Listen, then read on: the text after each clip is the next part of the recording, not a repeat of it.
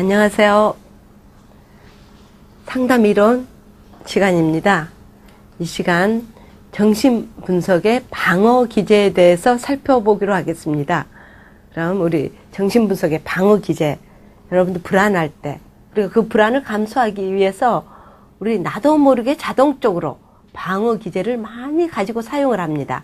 그럼 그 방어기제에 대한 그 종류, 기제가 많이 있죠. 그래서 거기에 대해서 한번 살펴보기로 하겠습니다. 방어기제란, 방어기제 무엇일까? 이거는 불안감이나 정서적 갈등, 정서적 갈등과 같은 불유쾌한 정서를 감소시키거나 벗어나기 위한 자동적 무의식적 대처 방법이라고 얘기할 수가 있겠습니다. 그래서 나의 불안한 감, 정서적 어떤 갈등과 어떤 불유쾌한 감정, 이러한 것을 우리는 견디기 힘들어하죠. 견디기 힘들어하기 때문에 나도 모르게 이거를 감소시키기 위해서 어떠한 나도 모르게 나오는 그런 행동이에요. 합리화시키는 행동, 나도 모르게 나를 무엇인가 이 갈등에서 벗어나고자 하는 이런 방어 기제를, 그래서 우리가 건강하지 못한 사람일수록, 심리적으로 불안한 사람일수록 이런 방어 기제를 많이 가지고 사용해요. 그래서 방어 기제의 행동을 보고 어떠한 불안이 있어서 저러한 행동을 하고 있구나, 이걸 여러분들이 어떤 숨은 메시지를 볼 수 있는 그런 캐치를 해야 되겠죠. 그래서 우리가 방어 기제를 한번 살펴보기로 하겠는데, 그 중에서 우리 억압, 많은 사람들이 이제 억압이라는 방어 기제, 우리 어느 사람이든지 어떤 방어 기제는 조금씩은 가지고 있다고 봅니다. 그러나 얼마나 많이 사용하냐, 적게 사용하냐, 이 차이점인데, 이 억압이라는 것은 어떤 심리적인 외상을 심하게 받았다든지 또는 불안을 자극하는 내용을 망각하거나 힘들고 고통스러운 사건이나 기억을 의식하지 않으려는 방어 기제입니다. 의식하지 않으려는 방어 기제, 의식하지 않으려는 그런 방어 기제를 억압하는 게 안에다가, 왜? 의식하면은 내가 너무 고통스러우니까. 그래서 이런 불안을 자극하는 걸 다 억압시켜 놓고 있죠. 그 다음에 우리 합리화 굉장히 많이 가지고 사용하죠. 우리 합리화를 많이 가지고 사용하고 있는데, 불합리한 자신의 행동에, 나의 불합리한 행동들 있죠. 그 불합리한 행동, 자신의 행동에 대해 그럴듯하게 설명하죠. 설명이나 이유를 붙여서 불쾌한 현실을 벗어나 보려는 방어 기제죠. 그래서 자신의 행동에 대해서 뭔가 포장하면서 이유가 그럴듯하게 갖다 붙이는 거죠. 이유로 갖다. 이솝우화의 여우와 포도, 그 심포도, 내가 하지 못한 이유에 대해서, 이런 식으로 했던 이유에 대해서, 이런 우리 합리화를 많이 시키죠. 우리 그래서 생활 속에 참 합리화라는 이런 방어 기제는 내 편의적으로 많이 가지고 사용한다고 볼 수가 있겠습니다. 자, 그럼 또 투사. 우리 상담하다 보면 이 투사 현상이 많이 납니다. 우리 생활 속에서도 투사. 그래서 여러분들이 이 투사를 알아놓으면은 생활 속에서, 가족 속에서, 주변에서 이 투사가 굉장히 많이 일어나죠. 이 투사라는 건 뭐냐? 투사, 자신이 받아들일 수 없는 감정을 다른 사람의 것으로 전가시키는 방어 기제입니다. 그래서 내가 갖고 있는 거, 내가 상대에 대해서 미워하고 있어요.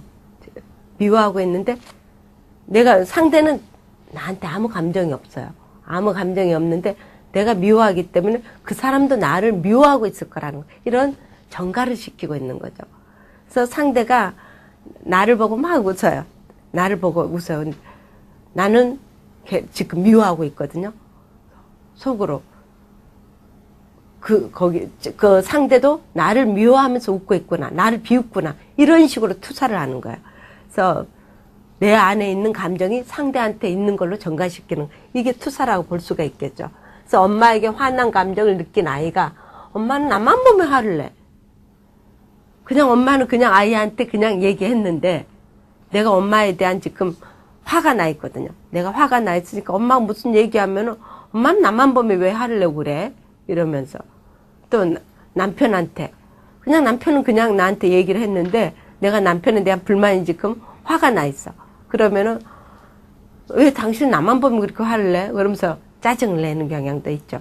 그래서 우리 상담하다 보면 내담자가 어떤 그 자기의 감정을 상담쌤도 갖고 있는 걸로 투사할 때가 아주 많습니다. 이 방어 기제는 너무나 많이 사용을 하고 있죠. 그 다음에 치환, 전치. 우리가 보면은 치환, 특히 우리 며느리, 엄마들이 많이 쓰고 있죠. 치환, 전치를. 만만한 사람한테 우리가 치환을, 방어 기제를 많이 쓰죠. 어디에서 뺨 맞고 누구한테 화풀이 하고 있죠. 그래서 뭐 시어머니한테 우리가 같이 뭐 대항하지 못하니까 그 기분 나쁜 게 화가 난 게 만만한 그냥 딸한테 화를 내고 야단치고 자녀한테 야단치고 이런 식으로 많이 하죠. 치환, 전치 같은 얘기죠. 자신의 감정을 직접 표현하지 못하고 다른 대상에게 표현하는 방어 기제입니다. 직접 하지는 못하고 상사한테 야단 맞고 나서 괜히 부하 직원한테 화를 내죠. 이해하지, 아무 문제도 아닌데 화를 내고 아버지에게 분노가 있는데 동생에게 표현하는 거. 이런 게 우리가 치환 전치라고 볼 수 있겠습니다. 그럼 반동연성. 용인할 수 없는 감정을 느낄 때 그 감정과 반대되는 태도로 행동하는 방어 기제입니다. 반대로. 이런 감정 반대되는 행동으로. 직장에서 산사에게 미운 감정을 존경하는 태도로 하는 거. 전혀. 예를 들어 누군가 미운 사람 있을 때 전혀 너무 좋은 것처럼 속에서는 칼을 갈고 있고 겉으로는 웃으면서 반대 이렇게 많이 우리가 반대.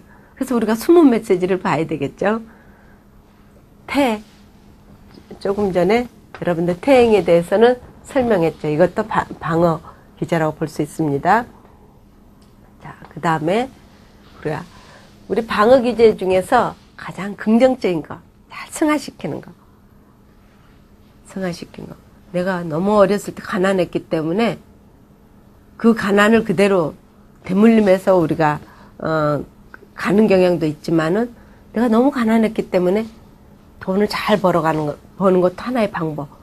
잘 승화시켜 그 가난해서 열심히 공부해서 우리가 더 돈을 많이 번다든지 아니면 아버지가 알코올 중독이었어요. 알코올 중독이었기 때문에 똑같은 부모가 알코올 중독이면 자녀도 똑같은 알코올 중독으로 갈 확률이 높습니다. 아주 높은데 나는 아버지가 알코올 중독이었기 때문에 나는 절대 술을 마시지 않을 거야. 잘 승화시켜서 가는 방법이죠. 근데 대체적으로 우리가 욕하면서 배운다는 얘기 많죠. 난 아버지처럼 되지 않을 거야. 나는 절대 아버지처럼 술 마시지 않을 거야. 욕하면서 똑같이 하는 행동이 거의예요. 그래서 욕하면서 배운다고 그러잖아. 나는 엄마처럼 되지 않을 거야. 이러면서 똑같이 행동하는 거예요. 그러나 정말 승화시켜서 가는 거. 이게 우리가 아주 권장할 수 있는 방어 기제라고 볼 수 있죠. 바람직하지 않거나 받아들일 수 없는 충동을 사회적으로 용인되는 행동으로 전환시키는 방어 기제입니다. 그래서 아주 안 좋은 걸 극대화시켜서 이렇게 좋은 방법으로. 그래서 우리 공격적 성적 충동을 스포츠로 해결한 거. 그래서 어떤 내면에 굉장히 분노가 많아요. 화가 많아요. 이걸 무엇인가 분출을 시켜야 되겠죠. 이 분출을 시켜야 되는 걸 내가 화가 많기 때문에 또 때려서 똑같이 그걸 공격으로. 그러나 우리가 건강하게 사회적인 건강한 스포츠로서 우리가 승화시켜서. 또한 우리 이런 욕구도 있습니다. 예를 들어서 어렸을 때는 우리가 어떻게 보면 직업하고 나의 무의식하고 대체적으로 거의 연결되어 있습니다. 우리 인간은 자기 욕구를 향해서 나아가고자 하는 그런 본능이 있기 때문에 어린 시절에 그래서 막 똥을 만지고 싶었어. 막 똥을 만지고 싶었는데 그 만지면 안 돼. 혼나. 이러면서 강력하게 혼난 적이 있어요. 그러나 만지고 싶었지만 제대로 못 만진 게 계속 그걸 한번 만져보고 싶은 거예요. 우리 어른들 생각할 때 그거 만져서 안 되는 것이지만 아이가 생각했을 때는 왜 못 만져야 되는 이유에 잘 몰라. 그래서 마음대로 만져보고 싶었기 때문에 어른이 되어서 과학자가 되어서 우리 대변 검사 많이 하죠. 미생물 검사, 대변 검사. 그래서 현미경으로 검사하죠. 그걸 잘 승화시키는 거예요. 잘 승화시켜서 그런 과학자가 된다든지 아니면은 그래서 무의식 그 욕구가 미해결된 걸 해결하고자 하는 거. 그래서 직업은 거의 나의 욕구하고 연결이 되어 있어. 나의 어떤 그 무의식하고 연결되어 있지 않으면 도저히 할 수 없어. 정말 나는 그건 싫어. 그런 것은 내 직업으로 연결하지 않잖아. 그래서 직업은 꼭 나하고도 연결되어 있다 볼 수 있죠. 또 우리 존경받은 의사 얼마나 존경받아요. 그러나 나는 피는 절대 못 봐. 절대 못 봐. 볼 수 없는 사람은 할 수가 없잖아요. 외과 의사 할 수가 없어요. 그럼 직업을 전환하게 되죠. 그래서 꼭 나의 어떤 무의식하고 연결이 되어 있다고 볼 수도 있습니다. 그 다음에 우리가 부정 뭐냐? 현실을 왜곡하거나 현실 자체를 부정하여 일이나 사건을 받아들이지 않으려는 방어 기제입니다. 그래서 우리가 지금 이 사건을 받아들이기가 너무 어려워. 이 현실을 받아들일 수가 너무 없어요. 내가 아주 나의 외양견, 내가 사랑했던 나의 강아지, 만약에 어떻게 죽었다. 그러면은 내 마음에는 죽지 않았어. 이런 게. 또한 나의 어떤 사랑한 사람, 여러분 잃어버린 넌가? 갑자기 그 책 생각이 나네요. 거기에서, 잃어버린 너에서도 그 연인이 세상을 떠났잖아요. 세상을 떠났을 때, 임종 때, 묘에, 마지막 우리 장례식 날도 인정할 수 없어서 빨간 옷을 입고 가잖아요. 우리 보통, 우리 마지막, 우리가 세상 떠날 때 뭐 흰 거나, 우리 블랙, 이런 걸로 우리가 입지만은 받아들일 수가 없어서, 받아들이고 없으니까 빨간 거, 가장 더 화려하게. 이런 게 우리가 어떻게 보면 부정이라고 볼 수 있죠. 죽음을 인정하지 않으려는 거. 이런 게 우리가 부정이라고 볼 수가 있겠습니다.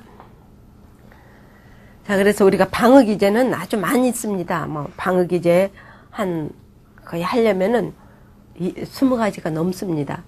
나머지는 여러분들이 개별적으로 좀 더 깊이 잘 살펴보시기 바랍니다. 그러면 심리, 문제는 어떻게 형성이 되는가?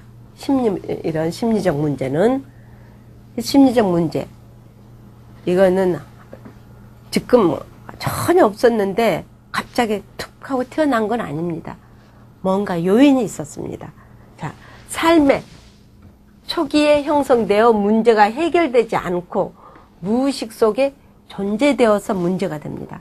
그 무의식에 어린 시절에 우리 발달 단계에서 해결되지 못하고 충족되지 못하고 그 불만족이 해결되지 못한 게 캡슐에 딱 저장되어서 나의 무의식에 되어 있었던 거야. 그게 어떤 심리적 문제로 이제 갖고 있는 거죠. 문제가 바로 예를 들어서 간단하게 설명하다 보면은 이 무의식에 어린 시절에 나의 어떤 욕구가 있죠. 어떤 욕구가 있는데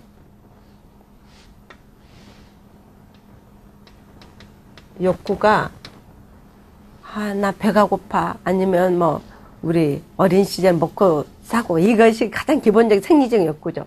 배가 고파 욕구. 그러나 엄마가 이거를 잘 충족시켜서 나의 무의식에다가 만약에 충족을 빨리 시켜줬어요. 욕구라는 요구하고 이런 충족을 딱 시켜줬으면 이 만족이라는 것을 캡슐에 딱 싸서 나의 무의식에 만족스러워 하는 그 느낌을 저장시켰어요. 그러나 또 생리적인 욕구, 기저귀 아이들 어렸을 때도 기저귀 요즘 종이 기저귀를 많이 쓰죠. 많이 쓰다 보니까 그것도 돈이라고 생각하고, 제가 부모교육 가다 보면은 종이 기저귀 제대로 뭐 갈아주지 않는다 그랬죠. 그리고 예를 들어서 아이가 욕구가 있어요. 아, 기저귀 좀 빨리 갈아줬으면 하는 기저귀 욕구가 찝찝해. 빨리 갈아줬으면 좋겠다는 그런 욕구를 어떤 호소했어요, 몸으로. 그러나 어떻게 해요? 그것도 돈이니까 안 돼 하고 한 번 더 누워. 그 오줌을 누웠던 게 없어지진 않잖아요. 기저귀 그대로 있을 뿐이에요. 그러면은 요즘 뭐 2번, 3번 이 정도 누워야만 체인지 해주잖아. 그럼 2번, 3번 누울 동안 몇 시간 동안 축축한 기저귀를 그대로 갖고 있는 거야. 이 찝찝한 느낌을. 그러면 충족을 시켜주지 않아요. 욕구와 충족. 이 불만족을 나의 무의식 창고에 불만족을 캡슐에 딱 싸서 저장하고 있어. 이 느낌이. 그러면 마음에 일그러져 있을 거 아니야. 이 일그러진 마음. 이런 게 어린 시절에 많이 무의식에 갖고 있어. 이런 게 장기적으로 자주 일어나다 보면은 우리 아이들 경우는 어떻게 보면 세상과 심리적으로 점점 더 단절하게 돼요. 너무 고통스러우니까. 이 간헐적인 고통은 괜찮지만 너무 계속 상습적으로 고통스러움에, 불만족에, 불충족에 연결이 되면은 어떤 폐쇄적인 삶을 합니다. 아, 이게 너무 고통스러워. 그러면서 자기만의 세상을 딱 쌓게 돼요. 자기만의 세상을 만들어 가는 거. 이게 우리가 자폐 현상이라고 볼 수가 있죠. 유전적인 자폐도 있지만 후천적으로 자폐 현상. 나만의 세계를 쌓아서 어떤 살기 위해서 나만의 세계는 자폐 현상은 소통이 되지 않는 현상이죠. 소통이 되지가 않다는 거. 이거는 객관화되어 있지 않는 현실이죠. 나만의 세계를 갖고 하기 때문에 소통이 안 되고, 이건 이제 질환으로 해결되지 않는 문제로 가는 거죠. 그래서 무의식에 이렇게 존재하면서 가는 거죠. 그래서 이건 아동기에 형성되었기에 현재 경험하고 있는 현실과 다릅니다. 이건 어렸을 때 이미 이러한 게 질환으로 갖고 있죠.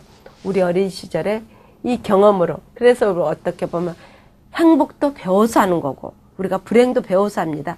이때 이런 느낌, 아이 키우면서 엄마가 너로 인해서 나는 너무 행복해, 넌 귀한 아이야, 이런 행복한 느낌, 이런 걸 많이 받고 자란 아이들은 이 행복감을 다 넣는 게, 엄마가 거울이잖아. 엄마 표정이 내 표정이니까 아이가 뭐 거울을 쳐다볼 수는 없잖아요.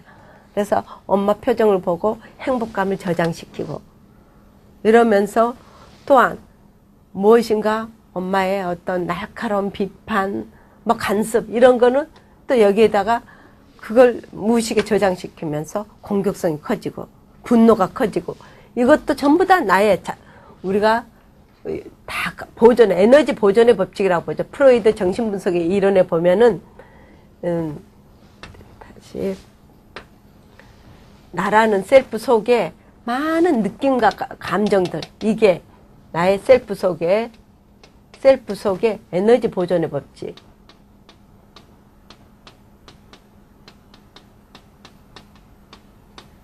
법칙으로 무수한 에너지, 공격심, 기쁨, 우울, 이런 게 나의 내면에 다, 우리 몸은 정신을 담고 있는 집이라고 그랬죠.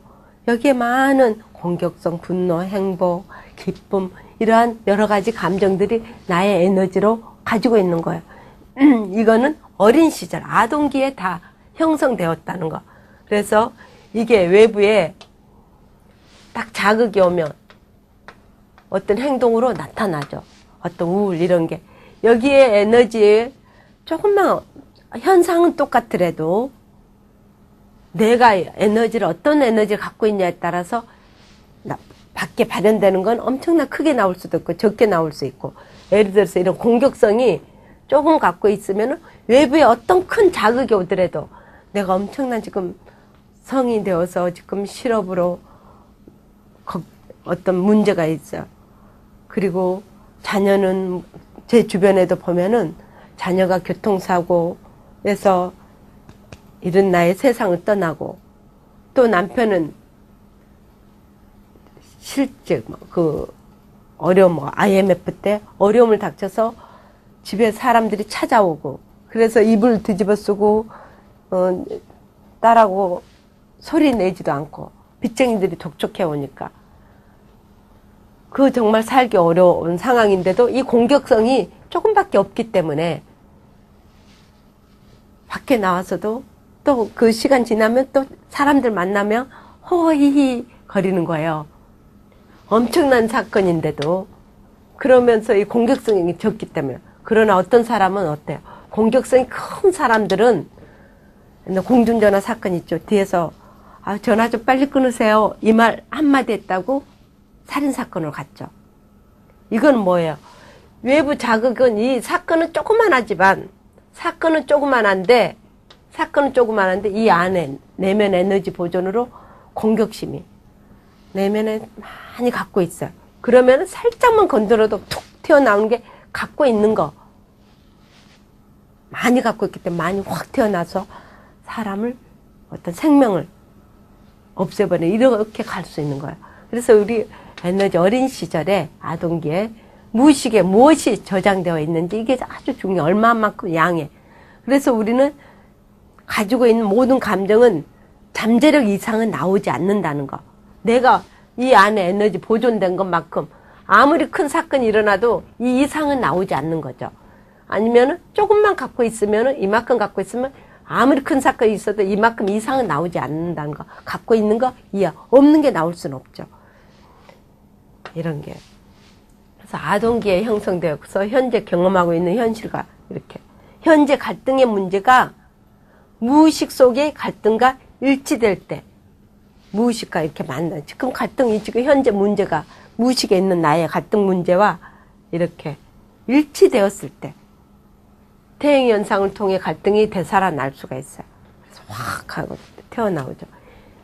이러한 갈등이 무의식 속에 있다가 의식하지 못하는 상황에서 발생하기 때문에 불안이라고 해서 나올 수가 있고 이런 행동이 나올 수가 있다는 거.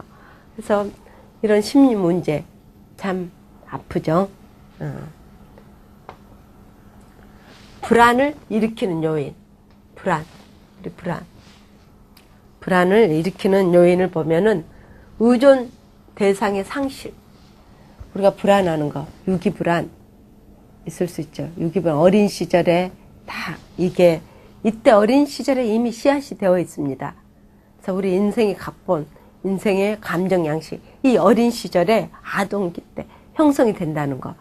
그래서 이 어린 시절에 어떠한 환경을 주어졌는지 이게 가장 중요하다는 거. 물리적인 환경도 중요하지만 가장 절대적인 환경은 심리적인 환경이라는 거. 그래서 이 아동기 때 엄마가 아이만 놔두고 어디를 마트에 갔다든지 그래서 깨어났더니 아무도 없어. 공포 분위기죠. 엄마는 우리 아이를 위해서 우유를 사러 가고 아이 먹일 양식을 사러 갔지만 사랑하는 마음에서 갔지만 아이는 일어났더니 아무도 없어. 이 공포 분위기, 불안함. 엄마는 분명히 돌아오지만 아기는 엄마가 나를 버릴 것 같은 그 유기불안해. 이런 게 요인이 될 수가 있고 아니면은 직장 때문에 아이를 할머니한테 맡겨놓고 일주일에 한 번씩 오는 거. 일주일에 한 번이지만 아이는 이 하루가 너무나 긴 세월이야. 우리 시간의 개념도 어떤 사람은 하루가 짧지만 어떤 사람은 하루가 너무 긴 거야. 그 엄마가 아이한테 절대적인 존재인데 엄마가 하루 종일 눈에 보이지 않아요. 그 엄마를 그리워하다가 보고 싶어서 울다가 잠이 들어버려요. 그 시간은 엄청난 긴 시간이 되죠. 그 아픔, 고통. 이게 이제 불안으로 엄마는 이제 나한테 데리러 오지 않을 것 같은 엄마는 나를 버린가 보다. 버리지 않았지만 일주일만 오지만 아이는 어린 시절이기 때문에 그러한 어떤 인지가 제대로 되지 않고 그 그리움에 여러분 사랑하는 사람을 그리워한다는 고통스럽잖아요. 그런데 이 아이 경우는 절대적인 아직 항상성이 만들어져 있지 않기 때문에 엄마가 절대적인 존재인데 엄마가 오지 않아. 하루를 기다려도 오지 않아. 그래서 방 구석에 앉아서 슬피 울다가 그냥 잠이 들고 뒷날도 엄마를 그리워하다 시들시들하다가 몸이 아플 수도 있고 아니면 이제 포기할 수도 있고 이런 등등의 요인이 다 불안을 일으키는 요인. 그래서 의존 대상 가장 나한테 중요한 대상에 대한 상실감. 이게 우리 정신질환의 거의 요인이 상실감에서 오는 것입니다. 불안 요인은 귀한 것을 상실하는 것. 우리 상실감 성인이 되어서도 이 상실감이 오면은 견딜 수 없잖아요. 아이도 이 상실, 애정에 대한 상실, 또 거세 컴플렉스, 그 다음에 도덕적 불안 이런 게 전부 다 불안을 일으키는 요인이라고 볼 수 있어요. 또 어머니는 적개심을 가진 아이의 행동과 심리적 증상. 내가 꼭 받고 싶은 사랑의 대상이었는데 그 사랑이 내가 원하는 사랑에 충족되지 않았을 때 엄마는 우리 아이를 사랑을 다 준다고 줬지만 아이가 부족하다면 부족한 것입니다. 그래서 아이에 따라 다릅니다. 똑같은 자식이지만 똑같은 환경에서 자랐지만 쌍둥이도 마찬가지예요. 받아들이는 걸 어떻게 받아들이냐에 차이점이 있습니다. 똑같은 환경이지만 나는 이거는 만족스러워 이러면 되는데 이건 부족해. 부족하다고 느꼈을 때는 그 부족함이 존재하는 거죠. 이게 그래서 받아들인 사람이 어떤 주 요인이 되는 거죠. 자, 그 다음에 심리 증상의 의미. 우리 심리적 증상에 이제 의미가 있죠. 심리적 증상의 어떤 의미를 보면은 심리적인 문제로 인해 생겨난 증상은 무엇을 의미하는 건지.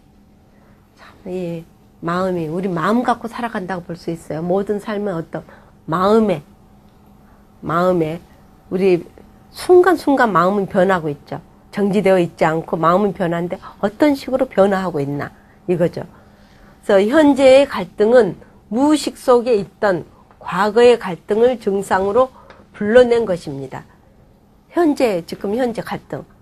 나의 이 갈등은 뭔가 나의 어떤 과거에 있던 무의식의 어떤 증상이 딱 끌어낸 거야.